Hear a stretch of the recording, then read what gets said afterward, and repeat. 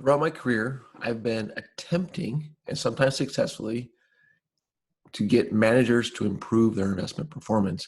I've been struck by their oftentimes reluctance to make changes that I've clearly demonstrated would improve investment performance going forward.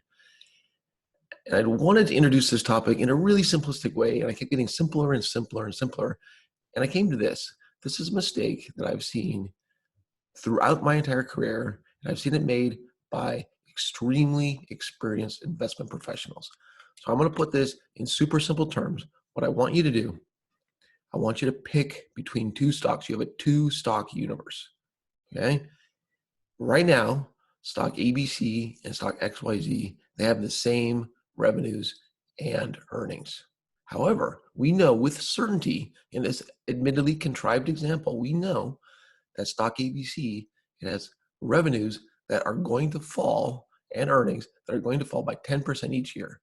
And at the end of 10 years, the company is just going to cease to exist. We also know that its product offerings are universally considered subpar. That's stock ABC. Now we have stock XYZ. For this one, we know with absolute certainty that its earnings will rise by 10% each year.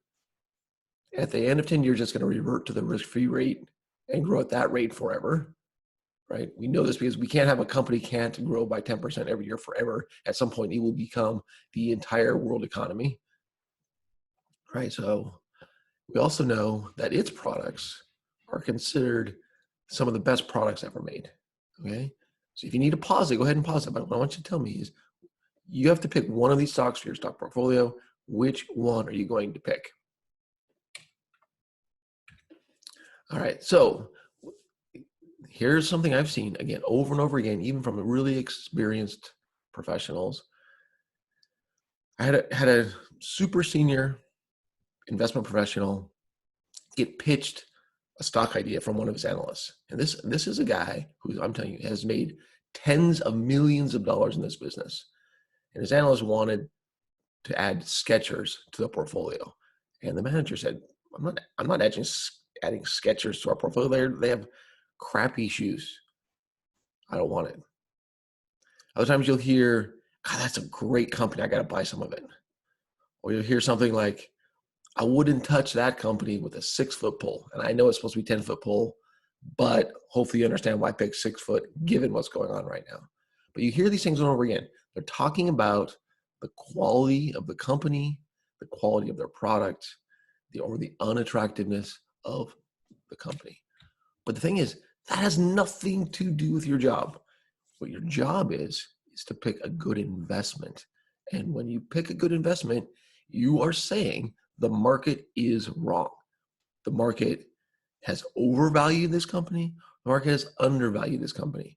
The market's expectations in terms of their product offerings, their growth, or whatever is wrong. Okay? It's all about the intrinsic value, what the company's really worth versus what you have to pay for it today. Now, I know there are situations where you could have a company that has a market value of X and an intrinsic value that's less than that, right? So it's an overpriced asset, and yet it will continue to go up. There are instances where the market can get more wrong than it currently is. I understand that. But ultimately, what you're trying to do is figure out where the market is wrong. And this has very, very little to do with whether or not the company's a good company or the company's a bad company. What you're trying to do is maximize the total return of that investment, which includes things like dividends and price appreciation. Okay? That is your job. Your job is not to pick good companies. Your job is to pick good investments. There's a massive, massive difference. And I'm telling you, people with decades of experience, more than I have, get this wrong all the time. Let's go back to this question here. Which stock did you pick?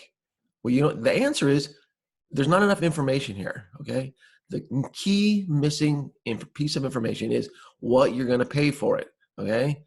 Clearly, stock ABC is inferior to stock XYZ in terms of the company, okay? But if you're going to massively overpay for this better company, it will be a bad investment. If you're going to massively underpay for this crappy company, it will be a good investment. People get simple things wrong. Now, what I'm doing is I'm creating this LinkedIn group where we talk about these things. Now, I have other things that get more and more complex, but if you can't get the most basic component of your job right, you got to start somewhere. And that's where we started today. Check out my group.